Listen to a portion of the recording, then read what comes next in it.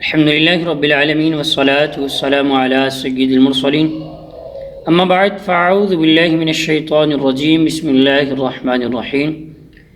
ناظرین سامعین، آج انشاءاللہ عز و جل ہم سورہ بقرہ کی آیت نمبر 41 سے سننے کی سعادت حاصل کریں گے۔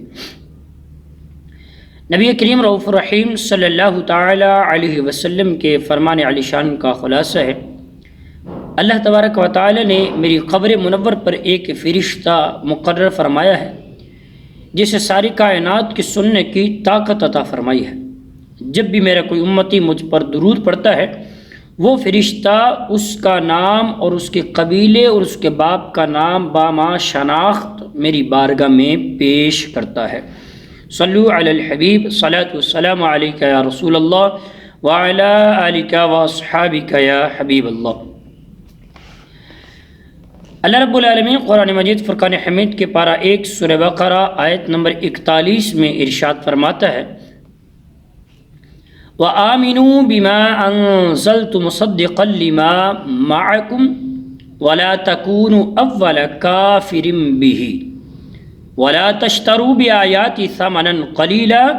وَإِيَّايَ فَاتَّقُونِ۔ ترجمہ کنز الایمان، اور ایمان لاؤ اس کتاب پر جو میں نے اتاری، وہ تمہارے پاس موجود کتاب کی تصدیق کرنے والی ہے، اور سب سے پہلے اس کا انکار کرنے والے نہ بنو، اور میری آیتوں کے بدلے تھوڑی قیمت وصول نہ کرو، اور مجھ ہی سے ڈرو۔ وَآمِنُوا بِمَا أَنزَلْتُ، اس پر ایمان لاؤ جسے میں نے نازل کیا، یعنی اے بنی اسرائیل کے علماء اس قرآن پر ایمان لاؤ جو میں نے اپنے حبیب تاجدار کائنات صلی اللہ علیہ وسلم پر نازل کیا ہے، اور وہ تمہارے پاس موجود کتاب تورات اور انجیل کی تصدیق کرنے والا ہے،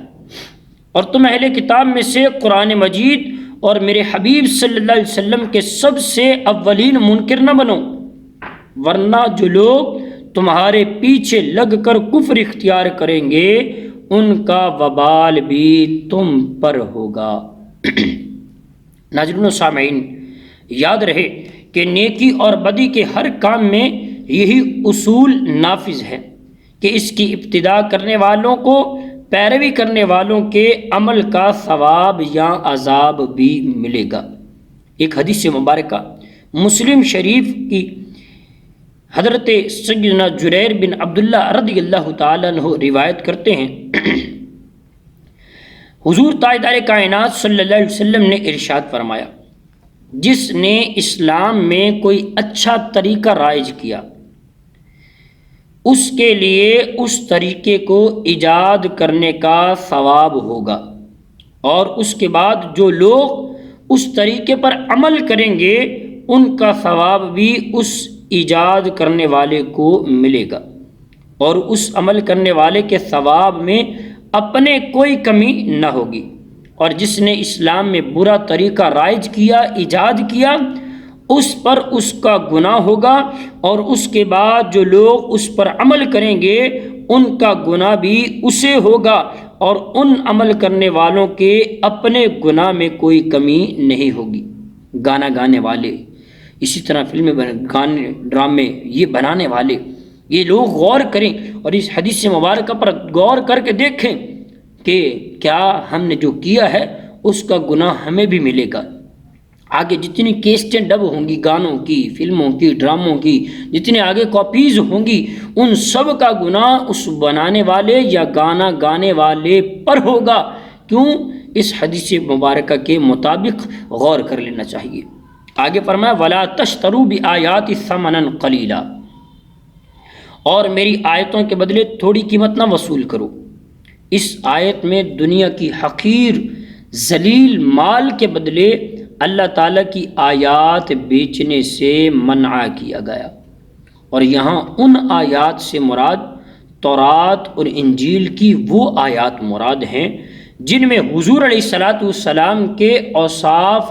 اور علامات کا بیان کیا گیا۔ قرآن پاک کی یہ آیت ان یہودیوں کے بارے میں نازل ہوئی جنہیں اپنی قوم سے نذرانے اور وظیفے ملا کرتے تھے۔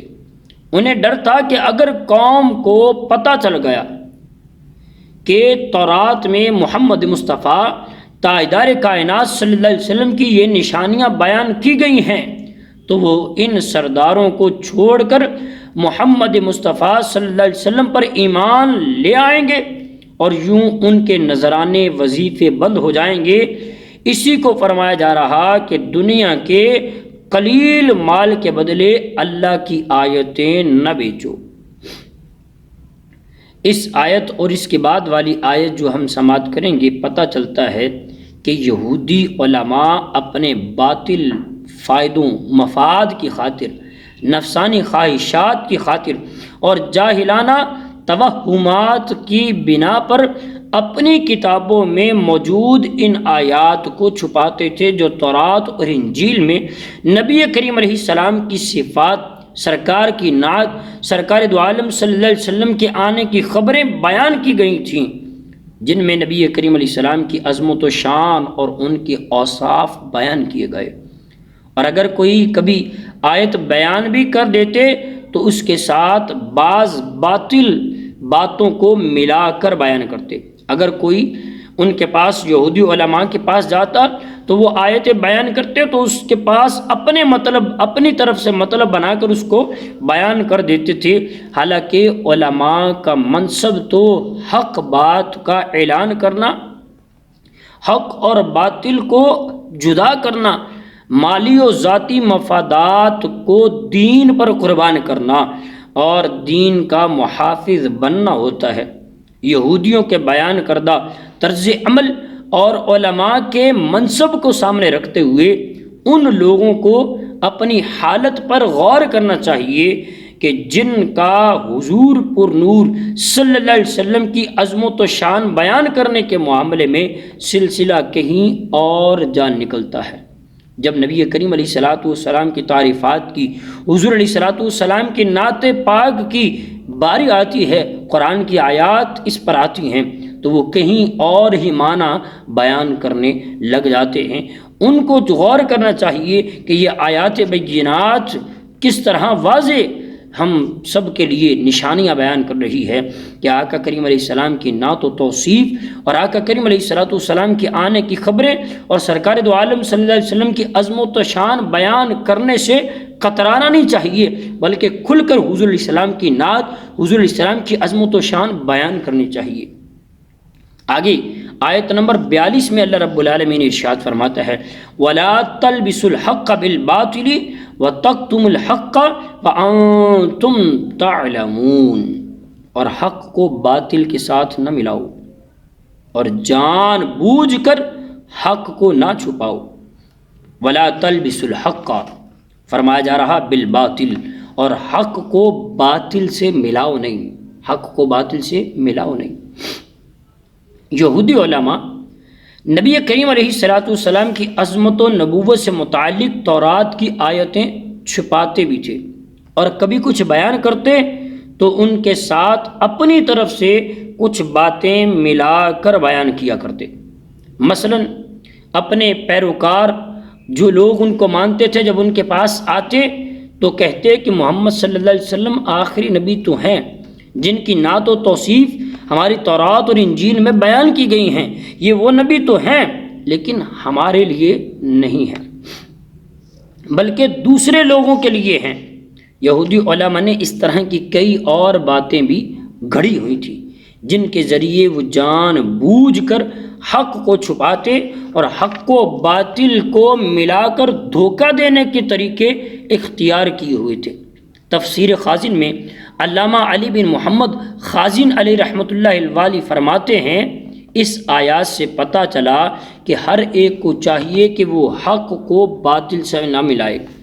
اور نہ ہی حق کو چھپائے، کیونکہ اس میں فساد اور نقصان ہوتا ہے۔ اور یہ بھی پتہ چلا کہ حق بات جاننے والے پر حق بات کا ظاہر کرنا یہ واجب ہے، اور حق بات کو چھپانا جبکہ اس بات کا پتہ ہو اس کو چھپانا یہ حرام ہے۔ ناظرین و سامعین، ہم غور کریں، نماز پڑھنا، روزہ رکھنا، حج کرنا، زکوٰۃ دینا اور یہ اس طرح کے دیگر احکامات دینیاں جس کا ہمیں پتہ ہو ہم اسے چھپائیں نہیں، بلکہ اگر ہمیں صحیح طریقے سے اچھی طرح اس بات کا علم ہے تو ہمیں پہنچانا چاہیے۔ حدیث مبارکہ نبی پاک علیہ السلام کی فرمایا بلغوا انی ولو آیا، پہنچا دو میری طرف سے اگر ایک ہی آیت پتہ ہو۔ تو ہمیں جس بات کا اچھے طریقے سے اور پورا علم ہو اس بات کو دوسروں تک پہنچائیں۔ اللہ تبارک و تعالیٰ سے دعا گو ہیں کہ رب کائنات جل وعلا ہمیں عمل کرنے کی توفیق عطا فرمائے، اور اللہ رب العالمین اپنی فرما برداری والے مصطفیٰ کریم علیہ الصلوۃ والسلام کی سیرت مبارکہ پر عمل کرنے کی توفیق عطا فرمائے۔ آمین بجاہ نبی الامین صلی اللہ علیہ وسلم۔